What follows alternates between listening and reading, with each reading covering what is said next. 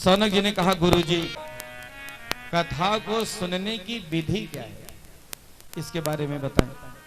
सूत जी कहते हैं, सौनक आदि मुनीश्वरों, शिव महापुराण की कथा आप कभी भी कर सकते हैं, लेकिन मुहूर्त में करोगे तो अधिक पुण्य लाभ है। तो क्या करें महाराज, किसी ज्योतिषी ब्राह्मण को बुला करके सुंदर मुहूर्त का अनुसंधान करें। जैसे बेटे बेटियों के ब्याह में तैयारी करते हैं, ऐसी तैयारी करनी चाहिए। मन उल्लास से भरा होना चाहिए। कथा सत्संग में जितना अधिक उल्लास होगा उसका उतना अधिक पुण्य लाभ होगा महाराज। जो भी उत्सव आए खूब धूमधाम से मनाएं, अपने चिर परिचितों को, रिश्तेदारों को, सबको सूचना दी जाए कि हमारे घर पे शिव महापुराण कथा का आयोजन किया गया है। आप सपरिवार इष्ट मित्रों सहित पधा करके अपने जीवन का लाभ अर्जित करें, पुण्य का लाभ अर्जित करें। जितने उत्सव में उल्लास पूर्वक मनाएं, बीच में कीर्तन गान करते रहें। सर्वतो भद्र मंडल, लिंगतो भद्र मंडल, 64 योगिनी, षोडश मातृकाओं का विधिवत पूजन जो दिन में संपन्न हो चुका। और गोयल परिवार के द्वारा बहुत सुंदर आयोजन, सवेरे से ही पूजन पाठ का कार्यक्रम चला। अभी बगल वाले कक्ष में ईशान कोण में नियम सहित वेदियों की स्थापना की गई, सबका विधिवत पूजन हुआ। शिव महापुराण के संस्कृत श्लोकों का पाठ हमारे बगल में श्रीमान पंडित जी कर रहे हैं। शिव पंचाक्षर मंत्र का जाप एक पंडित जी कर रहे हैं और गायत्री महामंत्र का जाप एक पंडित जी कर रहे हैं। तो ये सब नियम शिव महापुराण के सुनने की विधि में सम्मिलित है। आप लोग भी जब अपने घर में शिव महापुराण की कथा एक बार अवश्य कराएं। और कोई पुराण सुना बहुत अच्छी बात है, सभी पुराणों का सम्मान है, लेकिन भैया अपने पूरे जीवन काल में चाहे एक ही बार, लेकिन शिव महापुराण की कथा अवश्य होनी चाहिए, क्योंकि काल के ऊपर का डिपार्टमेंट है, महाकाल की कथा है। तो विधिवत पूजन करें, प्रतिदिन सवेरे यज्ञ करें, रुद्र संहिता के एक एक मंत्रों का पाठ करके हवन होना चाहिए। सो हवन का भी आयोजन है, सवेरे से होगा, नियम सहित कार्यक्रम किया जाए, गायत्री मंत्र से आहुतियां डाली जाएं। तत्वतः यह पुराण गायत्री स्वरूप ही है। और मैं इसलिए नहीं कह रहा हूं कि मैं गायत्री परिवार का हूं, आप सब पढ़े लिखे लोग हैं। शिव महापुराण को महर्षि वेद व्यास जी ने लिखा है। श्री गीता प्रेस का शिव महापुराण आप लाइए और पढ़िए। उसमें व्यास जी की लेखनी कहती है कि शिव महापुराण भी तत्वतः गायत्री स्वरूप ही है, क्योंकि अक्षर 24 परम पुनीता, एक एक अक्षर का ही भास 1000 श्लोकों में किसने किया था? महर्षि वेद व्यास जी ने। इसलिए उन 24 अक्षरों से 24,000 श्लोक बन के शिव महापुराण बना महाराज। तो ऐसी शिव महापुराण की गौरव गाथा है महाराज। जब तक कथा चले, वैसे तो कभी भी नहीं करना चाहिए, लेकिन कम से कम 7 दिन प्रैक्टिस करें, किसी की निंदा न करें, कथा की निंदा, कथा की व्यवस्था की निंदा न करें, चुगलखोरी न करें। महाराज लिखा है कि जो भगवान की कथा की निंदा करता है उसको 100 जन्मों तक दुख भोग करके कुत्ता की योनि प्राप्त होती है। और महाराज जो कथा में विघ्न डालते हैं उनको सूकर का शरीर मिलता है। ये पंडित द्वारिकानाथ अपने मन की बात नहीं कह रहा है, पोथी जी में लिखा है। वही विधिवत सभी देवी देवताओं का पूजन करें। आहार क्या करें भैया? आहार के तो बहुत विधान है, पर ध्यान रहे कि मंत्र जाप का लाभ भी निर्भर करता है कि आपका आहार कैसा है। आज आदमी नवरात्रि व्रत करता है, परेशान है। नवरात्रि करने वाले को कोई दुख ही नहीं होना चाहिए। एकादशी करते हैं, परेशान है। एकादशी करने वाले को कोई दुख ही नहीं होना चाहिए। कोई चौथ का व्रत करता, कोई प्रदोष का करता, कोई पूर्णिमा करता, परेशानियां बनी है। क्यों भैया? व्रत में आज भी वही पुण्य लाभ है जो पहले था। हमारी आपकी विधि गलत हो गई। व्रत रह गए, अनाज तो नहीं खाया, लेकिन फलाहार के नाम पर इतना आतंक मचाया कि पेट भी हल्ला मचाया कि कभी कुटू का दाना, कभी साबूदाना, कभी मूंगफली का दाना, सारा दिन दाना और रात में परे उताना। तो जब रात में परे उताना तो कैसे बात बनेगी? एक नवरात्र में 50 किलो आलू का बोरा पापड़ बनके छुन्न मुन्न। भैया नवरात्रि आया था, श्री दुर्गा सप्तशती का अधिक पाठ हो, हवन हो, मंत्रों का जाप हो, वो सब तो हुआ नहीं।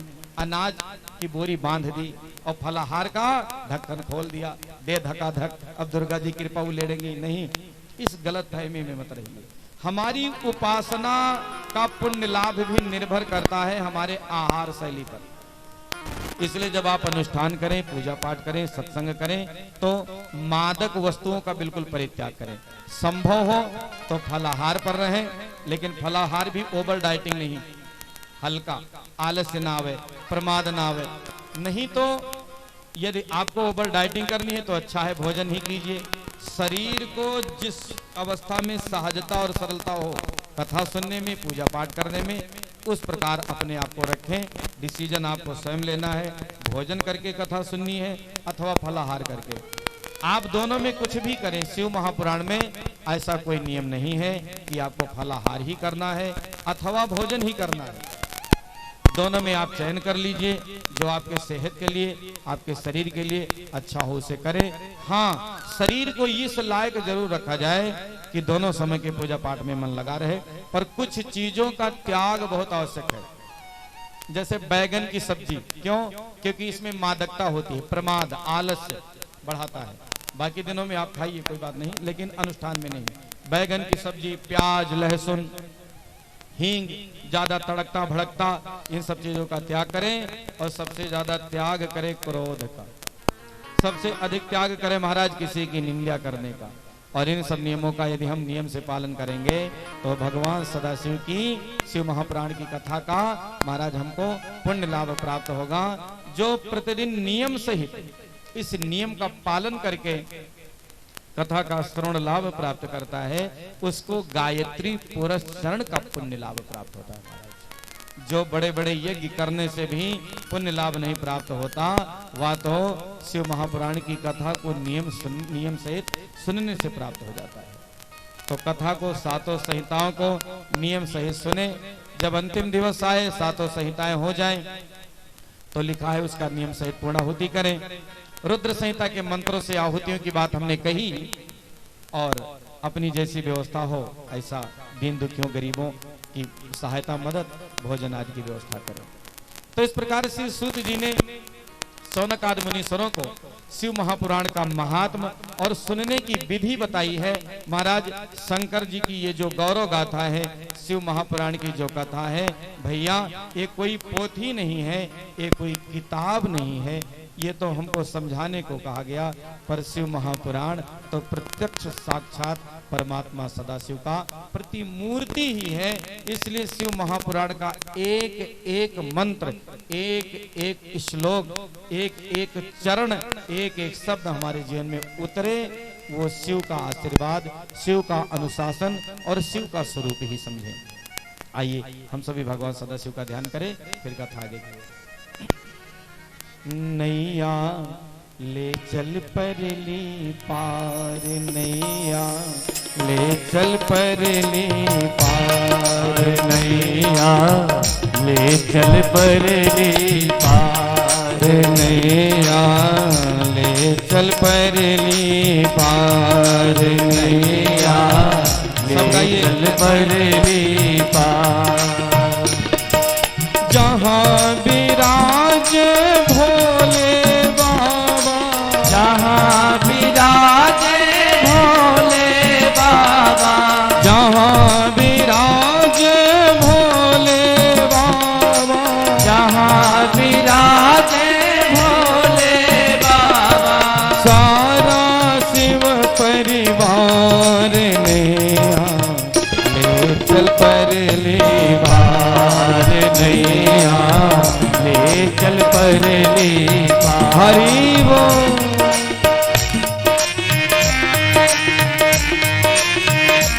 बोलिए शंकर भगवान की जय हो।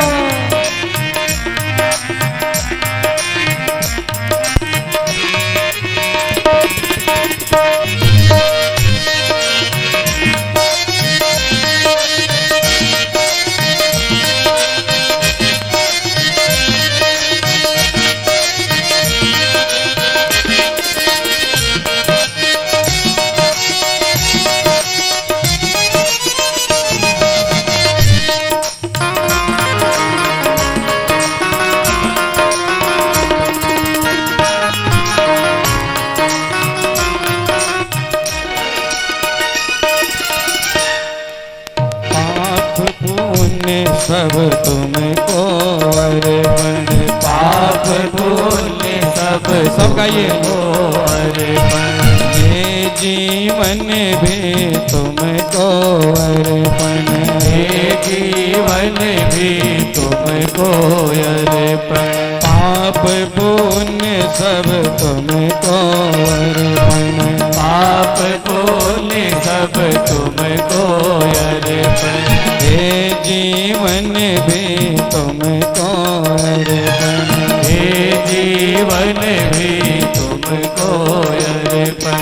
मैं तेरे चरणों का सेवक, मैं तेरे चरणों का सेवक, मैं तेरे चरणों का सेवक, मैं तेरे चरणों का सेवक, मेरे प्राणाधार नैया ले चल पर ले पार, नैया ले चल परली पार। हरि बोल।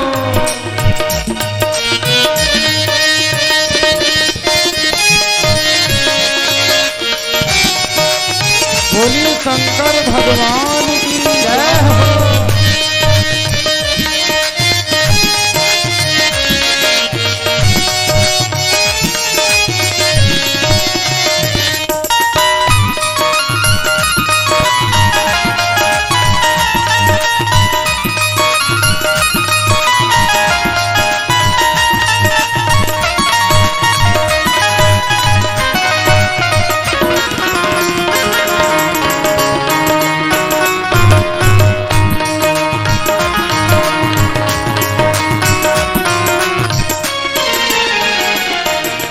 पत्ता पत्ता बरस रहा है, पत्ता पत्ता बरस रहा है, पी पी कर कोई तरस रहा है, पी कर कोई तरस रहा है।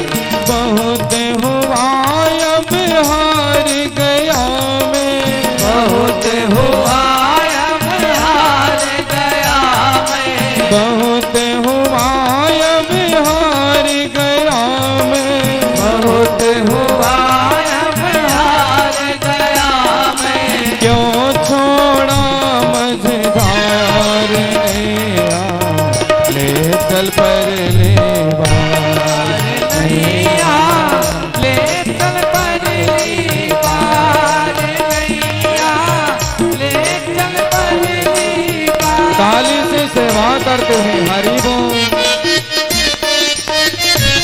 बोलिए शंकर भगवान की जय हो।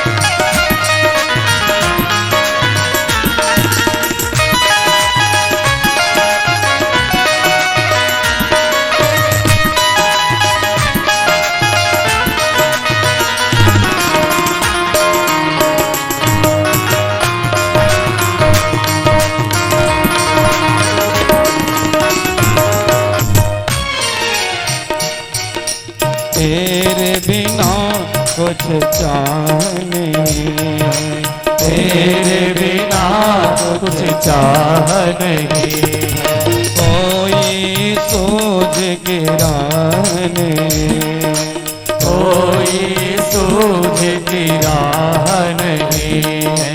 मेरे प्रीतम मेरे मोही, मेरे प्रीतम मेरे माही, मेरे प्रीतम मेरे मोही, मेरे प्रीतम मेरे माही। कर दो नैया पार नैया ले चल पर ले पार नैया ले चल परली पार, नैया ले चल पर ले पार नैया ले चल परली पार। जहाँ विराज